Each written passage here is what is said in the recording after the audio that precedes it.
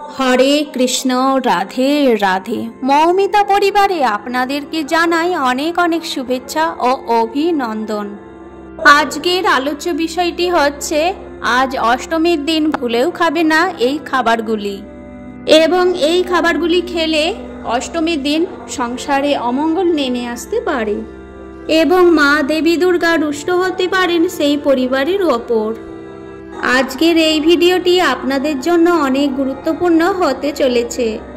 যেহেতু হিন্দু ধর্মের দুর্গাপুজোর বিশেষ গুরুত্ব রয়েছে, উৎসবগুলির মধ্যে বিরাট উৎসব হলো এই দুর্গাপুজো। এই পুজোর জন্য সারা বছর ধরে অপেক্ষা করে থাকে সনাতন হিন্দু ধর্মের ব্যক্তিরা।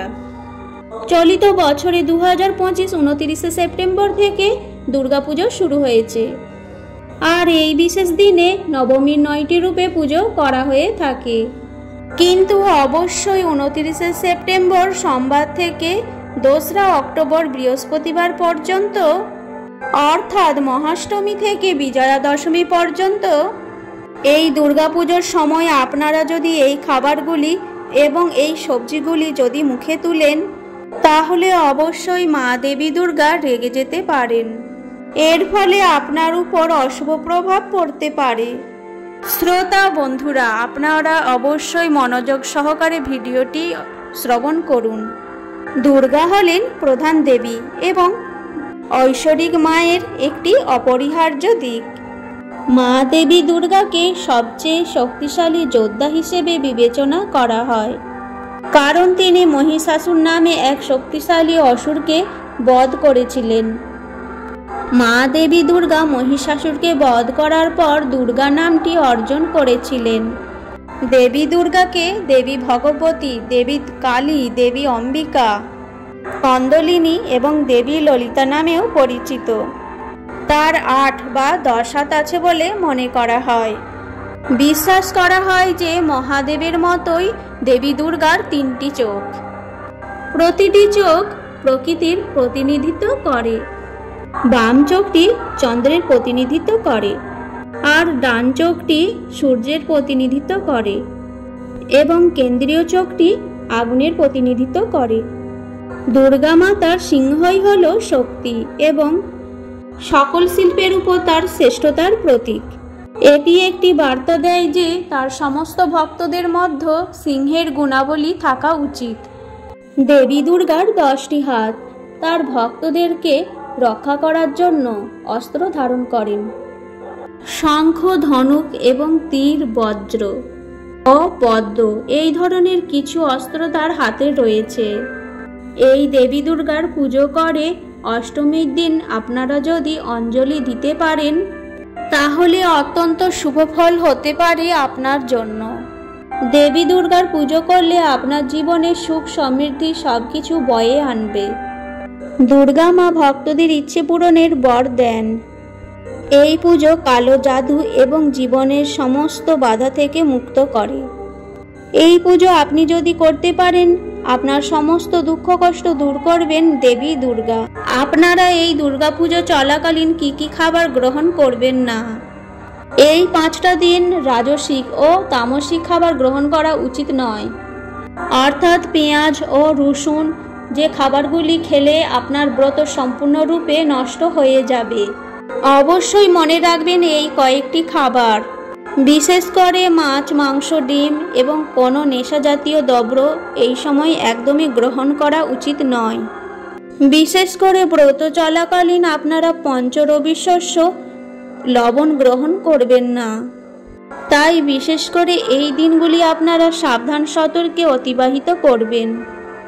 বিশেষ করে অষ্টমী ও নবমীর দিন আপনারা অবশ্যই নিরামিষ আহার গ্রহণ করবেন। শাস্ত্রে বলা হয়েছে জল, দই, ক্ষীর, দুধ, মধু, ঘি, ছাতু, শাক ইত্যাদি এইসব খাদ্য কখনোই নিজের পাতের থেকে অপরকে দেওয়া উচিত নয়।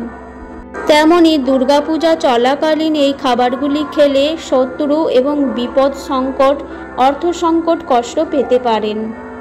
বিশেষ করে অষ্টমীর দিন আপনি যদি নারকেল গ্রহণ করে থাকেন, তাহলে আপনার মূর্খতার পরিচয় হতে পারে। তাহলে অষ্টমী তিথিতে নারকেল গ্রহণ করবেন না। এবং নবমীর দিনে আপনি যদি পান্তা ভাত খান, অবশ্যই আপনার জীবনে অনেক সমস্যা নেমে আসতে পারে, তাই সতর্ক থাকবেন। দশমীর দিন ভুল করেও খাবেন না কলমি শাক। এই খাবারগুলো যদি আপনি গ্রহণ করেন তাহলে গোহত্যা পাপের মতো পাপ হতে পারে, তাই বিশেষভাবে আপনারা সতর্ক থাকবেন এই দুর্গাপুজোর দিনগুলোতে। দুর্গাপুজোর শেষ 2 দিন সবচেয়ে গুরুত্বপূর্ণ, যেমন অষ্টমী, নবমী। অনেকে 2 দিনই উপোস করে অঞ্জলি দেন।